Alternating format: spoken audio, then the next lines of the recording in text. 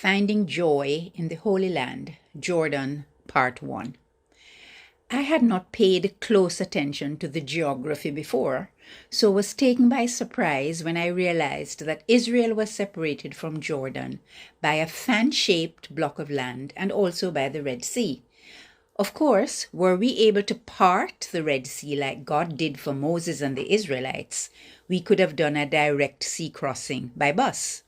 However, going by land and using the shortest distance, one had to cross indirectly using the Tabor boundary into Israel and then move across the Arava boundary to arrive into Aqaba in Jordan. This meant having scrupulous international immigration and customs checks 4 times within a short time and distance, departing Egypt, arriving in Israel, and then departing Israel and arriving in Jordan. Needless to say, this could have been irritating, but the send-off on one side was as gracious as the welcome on the other. On arrival in Jordan, there was a fairly long drive to the wonderful UNESCO heritage site, the world-class Hayat Zaman Hotel, equipped with inviting Turkish baths and skillfully nestled in the rock formations of Petra. Its location places it in what was historically known as the Kingdom or Land of Moab, while the land of Edom lay to the south and the land of Ammon to the north. The guide reminded us of the Ammonites and Moabites, including Ruth, who were descendants of Lot's incestuous encounters with his 2 daughters, as well as about the Edomites, who were descendants of Esau and Isaac. We were reminded also that so far we were on the same journey as Moses took during the Exodus. Like Moses and the Israelites, we were expected to continue the journey to Medeba and to Mount Nebo, where Moses was allowed to see the promised land of Palestine, now Israel, and where he died. As we approached Petra, we saw that the area was sandy with sandstone rock formations, which had been underwater millions of years ago. Although the soil was good for agriculture, rainfall was scarce. However, the friendly, hospitable, and nomadic Bedouins, about 1% of the population, live in small communities under tents, and perhaps, as Abraham, Isaac, and Jacob did in their time, were able to successfully rear goats and sheep. We were being presented with a detailed but interesting history of Petra, and at first I wondered why. However, the answer came very soon. The name Petra originates from Greek, meaning stone or rock. It is also known as the Lost City, Wadi Musa, or Moses Valley. It was inhabited by the Nabateans, who came from Yemen in the 4th century BCE and lived there until the 4th century AD for about 700 to 800 years. The city of Petra was carved into sandstone rocks using metal tools such as chisels and hammers. The rocks are white or colored red, black, green, or gray by iron oxides. The Nabateans settled in the caves of Petra, or in tents made of animal skins. In those days, Petra was a resting station for camel caravans trading among Turkey, Persia, now Iran, Mesopotamia, now Iraq, Egypt, and Saudi Arabia. Camel caravans carried food, spices, oils, perfumes, linen, and metal items. Traders bought papyrus from Egypt, silk from China, spices from India, and rested in Petra, where they got food and water as they bought and sold items using various coins. Nabateans were merchants and protected the camel caravans, set up taxation systems, and charged fees for services. They became wealthy. The Romans in the north attacked Petra, and in 106 AD, Petra became a Roman province and lost its own civilization. The Romans shifted the lucrative trade routes through the north, built the cities of the Decapolis, and this started the Golden Age for the Romans.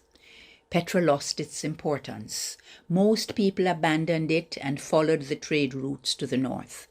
A small community stayed behind and built churches in the 500s AD, but these were destroyed by earthquakes in the 700s, and got buried in sand, stones, and rubble.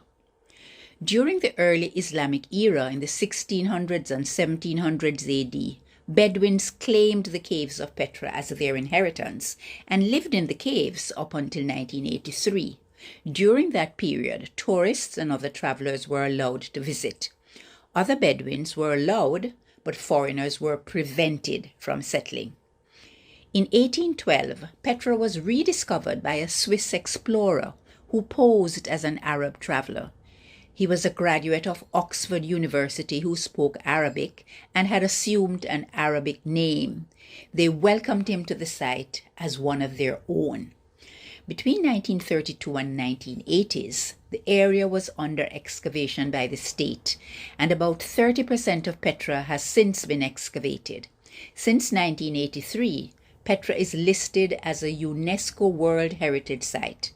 Alternative living accommodation has been found for the Bedouins. In 2007, Petra was elected as one of the new 7 wonders of the world. And that indeed it proved to be. After hearing about it and gaining sight of it, the only words I could find to describe its wonder, awe, magnificence, towering sculptures, giant archways, textured rocks, artistry, and the architecture adorning its height, length, and breadth were wow, wow, wow. The word Madaba means sweet water and is associated with rich soil. It witnessed many civilizations from the times of Lot, Moses and the Israelites, the Greeks, Romans, Byzantines, and Muslims.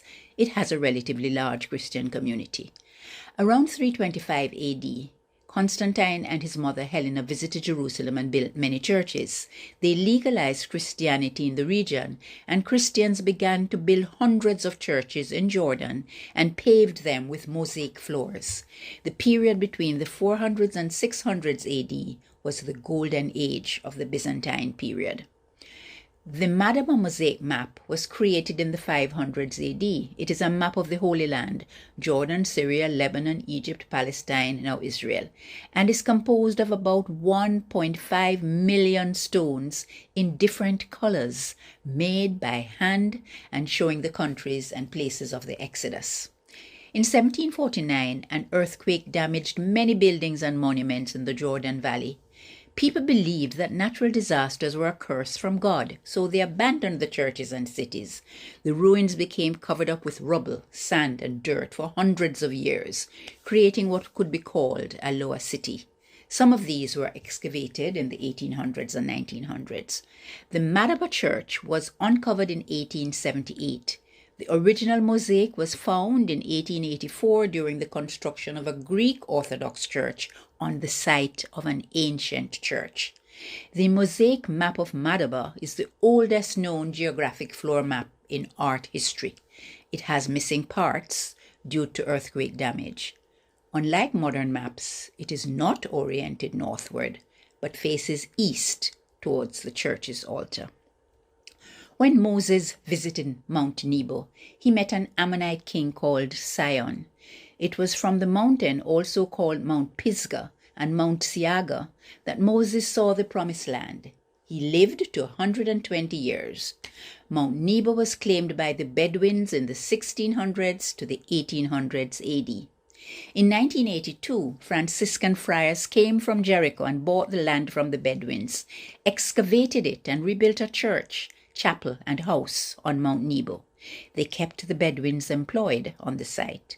The church has impressive mosaic floors, some recovered from the older Byzantine construction below. Pope Paul II visited and made Mount Nebo one of the 5 official pilgrimage sites. Christians built a memorial statue with writing in Aramaic, the language Jesus spoke. The monument includes faces of Moses, Elijah, and Jesus. The rocky and sandy areas of Petra contrasted well with the rich soil of Madaba. The natural wonder of Petra, augmented by human creativity, and the man-made wonder of the various monuments and ruins were both compelling. However, the experience of walking through the massive rock formations of Petra was exhilarating and awe-inspiring. Jordan was impressive from the perspective of its religious history and culture. There were reminders of Lot, Moses and the Israelites, the Greeks, Romans, Byzantines, Muslims, and Christians. Jordan exuded reasons for being a part of the Holy Land. It was interesting to note that Christians represent only about 4.5% of the population. It was an early and interesting observation that both commercial and residential buildings tended to be made of rectangular or square elements. Many houses were multi-story and with protruding steel from the roofs. It was gratifying to hear that this practice was grounded in strong family values and that young men were expected to build and live on top of their family houses to keep extended families together. I found joy in the surreal experience among the rocks at Petra, pleasure in the invigorating and relaxing Turkish bath at the Hyatt, peace from the panoramic view from Mount Nebo. I am pleased to have seen and touched and felt and experienced places and objects that have made Bible stories come alive and take on a new reality. Above all, I revel in the gratitude for the opportunity to imbibe the spiritual refreshing from this Holy Land.